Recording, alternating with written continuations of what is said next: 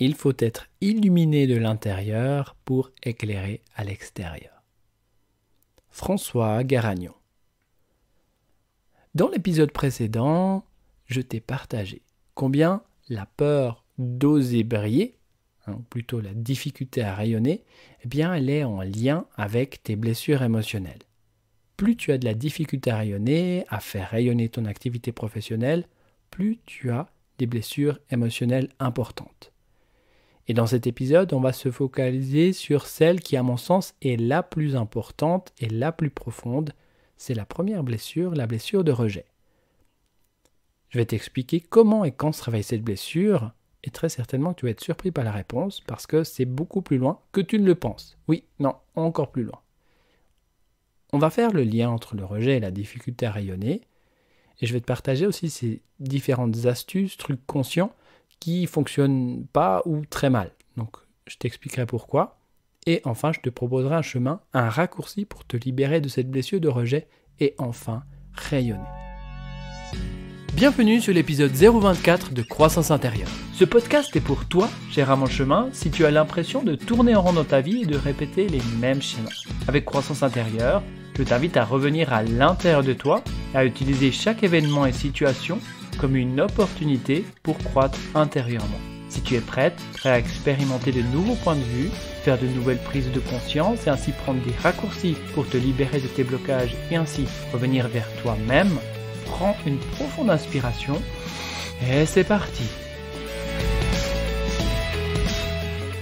Alors pour bien comprendre comment la blessure de rejet t'empêche de rayonner, c'est important de comprendre c'est quoi cette blessure de rejet, à quel moment elle se réveille, qu'est-ce qui se passe par rapport à ça. Donc, sache que la blessure de rejet, c'est une blessure qui se réveille dans ta petite enfance, dès le moment où il y a conception et les 1 an de vie. Donc, c'est une blessure de rejet qui peut être intra-utérine jusqu'à 1 an de vie qu'on peut réveiller cette blessure de rejet. Mais dans mon expérience, ça va un petit peu plus loin que ça. C'est-à-dire que j'observe que la blessure de rejet qu'on peut ressentir et qui peut influencer notre vie actuelle, eh bien, elle peut provenir de plus loin. Elle peut provenir de vies passées. Elle peut provenir des vies passées. Pourquoi ? Parce qu'en fait, j'ai vraiment compris que tout s'influence. Et ça serait plus juste de parler de vie parallèle. Bon, je ne veux pas m'étendre sur le sujet. Il y a déjà un épisode sur le sujet et j'en ferai d'autres. Mais par rapport à ces vies passées, ce qui est important à comprendre, c'est que tout s'influence et tout influence ta vie présente. Donc si tu étais rejeté dans des vies passées, eh bien tu peux être influencé par ces vies passées avec cette blessure de rejet. Et également, il y a une source de blessure de rejet très intéressante qui est celle qu'on vit avant même l'incarnation dans un plan qu'on peut appeler l'entrevie. Ce moment où l'âme réside entre deux incarnations. Et là, l'entrevie, c'est ce moment où on va préparer notre venue sur Terre. On va établir ce qu'on appelle un contrat d'âme, une mission de vie. Qu'est-ce qu'on vient faire ici-bas ? Quels sont les apprentissages qu'on vient faire ? Quels sont les défis ? Qu'est-ce que notre âme a besoin d'apprendre ? Et tout ça, ça va être clarifié au niveau justement à ce moment-là dans l'entrevie. Et ce qui est intéressant de savoir, c'est que des moments où on clarifie, on dit « Ok, je viens vivre une blessure de rejet », c'est comme si, avant même de s'incarner, cette blessure de rejet peut se révéler, peut se réveiller.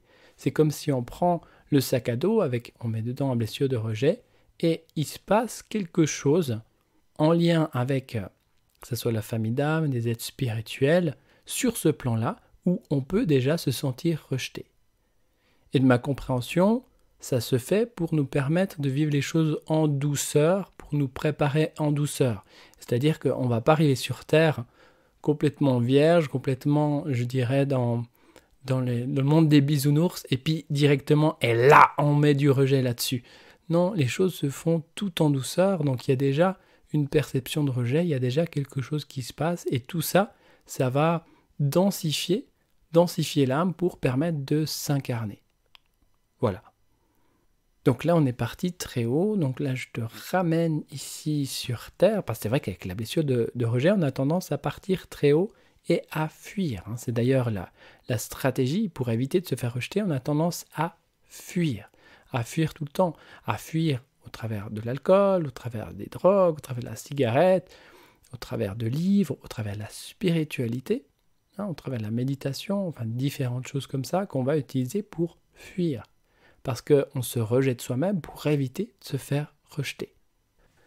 Ce qu'il faut retenir, c'est qu'il y a différentes sources de rejet. Maintenant, je reviens sur du conventionnel, et cette blessure de rejet intra-utérine, cette blessure de rejet qui peut apparaître du moment où la conception jusqu'à 1 an de vie, elle se manifeste lorsque des parents s'attendaient à avoir un garçon et c'est une fille qui vient. Ou s'attendaient à avoir une fille et c'est un garçon qui vient. Pas de bol, pas de bol. Et tout ça peut réveiller cette blessure de rejet. Ou peut-être tes parents ne s'attendaient pas à avoir un enfant et il y a un enfant qui vient. Et tout ça, ça a du sens. Tout ça, ça a du sens, mais tu peux ressentir cette blessure de rejet. Ou peut-être tu arrives dans une famille où il y a un deuil, où il y a quelque chose, il y a eu une perte dernièrement, un grand-père, une grand-mère ou quelqu'un qui est décédé, et du coup tu arrives et tu te sens pas vraiment à ta place. Il n'y a pas vraiment d'espace pour toi parce qu'il y a déjà quelque chose de difficile qui est en train d'être vécu. Donc tout ça, ça peut réveiller cette blessure de rejet. Maintenant, je vais te parler des différents liens entre la blessure de rejet et la difficulté à rayonner. Et tu vas voir que la blessure de rejet et les stratégies utilisées, ça va aux antipodes de tout ce qu'on peut faire, ce qu'on peut rechercher pour rayonner. C'est vraiment l'opposé. Parce que avec la notion de rejet, ce qu'il faut retenir, c'est qu'on va avoir tendance à fuir. Alors que lorsqu'on veut rayonner, on veut être visible.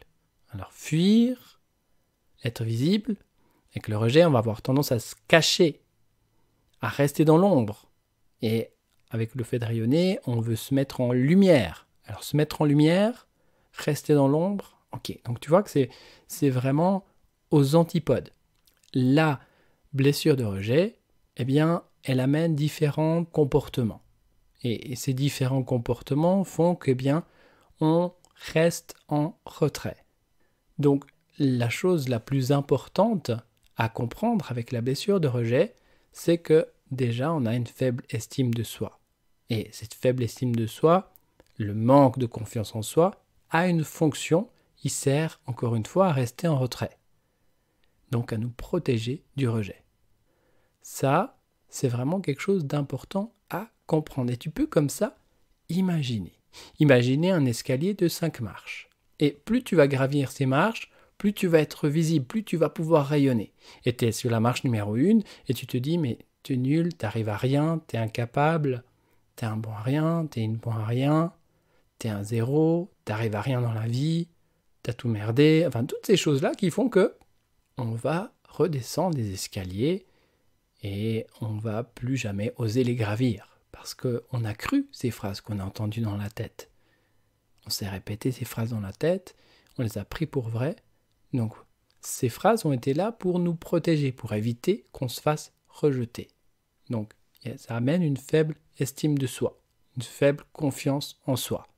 La blessure de rejet fait qu'on a peur de faire faux. Pourquoi ? Parce que quand je suis arrivé, j'ai l'impression d'avoir fait quelque chose de faux. Vu qu'on s'attendait à un petit garçon, c'est une petite fille qui vient, on s'attendait à une petite fille, c'est un petit garçon qui vient, ou c'est pas le bon moment de venir, ou en tout cas, j'ai merdé quelque chose, il y a quelque chose que j'ai fait de faux. Et donc, on n'aime pas. On a horreur de faire faux quelque chose. Donc, dans le cas de ton activité, lorsque tu proposes un atelier ou quoi que ce soit, tu vas être confronté au regard des autres, au regard des gens. Et ça, avec une blessure de rejet, on n'aime pas le regard des autres. On va être confronté à ce regard-là et peut-être c'est des gens qui vont nous critiquer et qui vont dire que ce qu'on fait est faux, c'est pas juste, c'est pas comme ça, etc. Et à ce moment-là, on peut être rejeté. Donc pour éviter de faire ça, je vais tendance à me cacher, je vais tendance à rester invisible, à rester en retrait. La blessure de rejet nous empêche de trouver notre véritable place. Quand on arrive sur Terre, il faut comprendre qu'il y a cette âme innocente qui débarque sur Terre et qui sait pertinemment qu'elle a une place. Je viens là, je suis attendu, j'ai une place. Et si elle se sent rejetée à un moment, elle dit mais en fait non, je ne trouve pas ma place, c'est pas ma place. Vu que je suis venu en tant que petit garçon, c'était une petite fille que mes parents attendaient, ou une petite fille et c'est un petit garçon qui vient, ou c'est pas le bon moment, mais en tout cas, je me sens pas à ma place. Et ça, c'est, je dirais, un gros problème en lien avec cette blessure de rejet, c'est le fait de ne pas pouvoir trouver sa place. Comment est-ce que c'est possible de rayonner si on ne trouve pas sa place? On rayonne à partir du moment où on est centré, à partir du moment où on est à sa place et où on a tous les outils, où on est en contact avec tous nos potentiels, et à partir de ce moment, on peut rayonner. La blessure de rejet fait qu'on est invisible. Ben oui, on cherche à rester caché pour éviter encore une fois de se faire rejeter. Donc, cette invisibilité fait que, effectivement, c'est difficile à rayonner. Je voulais te parler aussi de quelque chose d'important. En lien avec ces blessures de rejet, on recherche la reconnaissance à l'extérieur. Pourquoi ? Cette notion de reconnaissance est centrale par rapport à la blessure du rejet, parce que si j'avais été reconnu le moment où je me suis senti rejeté, j'aurais pas eu cette blessure de rejet. Donc à quelque part, on est face à une non-reconnaissance intérieure. Et cette non-reconnaissance intérieure va faire qu'on va rechercher de la reconnaissance à l'extérieur. Et ce qui se passe, c'est qu'elle ne vient pas. Parce qu'on a cette blessure, parce qu'on est dans cette croyance qu'il faille rechercher la reconnaissance à l'extérieur, et elle ne vient pas. Pourquoi ? Parce qu'on est en train de projeter ce qu'on a à l'intérieur, cette non-reconnaissance. Je ne suis pas reconnu. Alors comment pouvoir rayonner ? Comment pouvoir développer son activité ? Comment pouvoir permettre à son activité de rayonner, de grandir, si on n'est pas reconnu ? C'est un peu compliqué, n'est-ce pas ? Ça me rappelle ce que j'ai vécu lorsque je souhaitais ardemment faire des conférences, des ateliers. J'avais tout préparé, j'avais préparé différents PowerPoints, des sujets, etc. Et au moment où je devais planifier une date, pour dire je vais le faire à tel moment, à tel endroit, c'était juste impossible, ça bloquait. Alors c'était ok dans le fait de préparer tout ça, mais le pas suivant, c'était impossible, ça bloquait. J'avais tellement peur qu'on me dise quoi que ce soit, qu'on me critique, qu'on me juge, tous ces regards sur moi. Non, c'était pas possible. Alors j'ai fait comme on fait généralement et comme on nous dit de faire. Très certainement que tu as peut-être aussi fait ça, c'est ces astuces conscientes, ces techniques, ces méthodes qui consistent à se faire un peu violence. Allez, on y va, allez, coûte que coûte, on y va. Mais ça fonctionne pas très bien. Alors, ça peut fonctionner si tu es vraiment au taquet, si tu as beaucoup d'énergie, mais dès le moment où tu as moins d'énergie, ça va plus fonctionner du tout. Pourquoi ? Pour comprendre, on va faire le zoom sur ton cerveau. Et un cerveau particulier, on va parler du cerveau reptilien, là où se logent les mémoires traumatiques. Et ces mémoires traumatiques, donc ce que tu as vécu à un moment donné, et d'ailleurs si tu veux en savoir plus par rapport à ces notions de mémoire traumatique, au niveau du cerveau reptilien, au niveau des blessures émotionnelles en général, je te renvoie à l'épisode 004, les blessures émotionnelles. Donc avec le cerveau reptilien, qui est responsable de ta survie quand même, c'est pas n'importe quoi, ton cerveau reptilien responsable de ta survie, il a ses différentes mémoires traumatiques et il y a différentes stratégies mises en place pour éviter que ça se reproduise, pour éviter qu'on se fasse rejeter à nouveau. Ce qu'il faut savoir, c'est que le cerveau reptilien, c'est le cerveau le plus puissant. Si il fallait décider entre le cerveau reptilien, par exemple, et le conscient, le néocortex, je veux aller dans cette direction, je veux m'épanouir, et le cerveau reptilien dit non, il y a un danger si tu t'épanouis, si tu vas dans cette direction-là. C'est qui gagne ? Le cerveau reptilien. Cerveau reptilien 1, néocortex 0. Ça, c'est clair. Et je vais t'illustrer ça avec un exemple. C'est le soir. C'est le soir, tu es au volant de ta voiture et puis tu roules la nuit. Et il y a pas mal de circulation. il y a pas mal de circulation, il y a une voiture qui vient en face. En fait, tu vois des phares, et ces phares grandissent. Et tu te dis, mais c'est étonnant, parce que normalement, il devrait être un petit peu décalé. Cette voiture, elle va être sur l'autre voie. Donc là, en fait, elle est en train de venir sur ma voie à moi. Donc, si on fonctionnait sans cerveau reptilien, qu'est-ce qui se passerait? Eh bien, on va essayer de raisonner. Ok, il y a cette voiture qui arrive. Donc, elle arrive à telle vitesse. Ok, donc il faudrait que je me mette de côté là. Mais là, il y a une voiture qui passe sur l'autre voie. Donc, comment je vais faire? Je vais ralentir un petit peu et puis... on se la ramasse de plein fouet. Avec le cerveau reptilien, qu'est-ce qui se passe? Tu vas faire un truc où il y a une voiture là, où elle est en train de s'approcher. Tu vas faire une manipulation que toi-même, tu ne comprends pas ce qui s'est passé. Tu peux dire de toi que tu es un super-héros, que tu es une super-héroïne. C'est un truc juste incroyable qui fait que tu évites un accident et tu as vraiment bougé le volant dans un sens à gauche, à droite, tu as freiné, tu as accéléré et tout ça. Et juste consciemment, tu n'aurais pas pu le faire. Donc, ton cerveau lent, le cerf-volant, c'est mignon, le cerf-volant, donc ton néocortex, la conscience, a été désactivée parce que pas assez rapide pour faire face à ce genre d'événement. Et là, c'est ton cerveau reptilien qui a pris le dessus et qui a dit attention, danger, je prends les commandes, c'est bon, je gère. Donc, quand tu as une blessure de rejet et que tu cherches à rayonner, et que tu cherches à avancer, que tu cherches à te mettre en lumière, que tu fais ça consciemment, au travers d'actions conscientes, tu peux comprendre maintenant à combien de moments on peut sentir comme tétanisé, peut-être complètement figé, et à quelque part, c'est toujours le cerveau reptilien qui va gagner. Parce que, rappelle-toi, il n'a pas envie que tu te fasses rejeter à nouveau. Donc la bonne nouvelle, c'est qu'il existe des solutions. Il y a différentes approches qui peuvent t'aider à te libérer des blessures émotionnelles. Pour ma part, je te propose une approche qui est une synthèse de différentes méthodes et qui est pour moi un raccourci pour te libérer de la blessure de rejet notamment. C'est la méthode libre pour libération instantanée des blessures et réactivité émotionnelle. Avec libre, on va mesurer toutes les sources de cette blessure de rejet. On a parlé du fait qu'on avait une blessure de rejet par rapport à ta vie présente, par rapport aux vies passées, par rapport à l'entrevie, mais il y a encore d'autres sources de ces blessures de rejet et on va les mesurer. En sachant que quand on les mesure, eh bien, on va mesurer différentes mémoires traumatiques.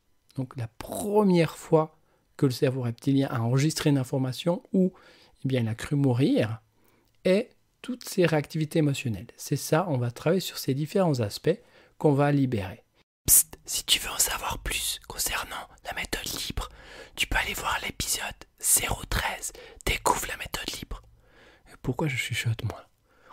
Je sais pas. Bon, on continue. Et une fois que tu seras libéré de cette blessure de rejet, qu'est-ce qui se passe et qu'est-ce que ça va changer par rapport à ta capacité à rayonner? Tu vas déjà d'une part trouver ta place. Tu vas te dire, ah mais en fait c'est là que je suis, mais en fait c'est là, mais en fait j'ai tous les outils, et j'ai plus besoin de chercher à gauche, à droite, je suis à ma place, je suis là. Tu vas te reconnaître toi-même. Et en fait, tu n'auras plus besoin de cette reconnaissance extérieure.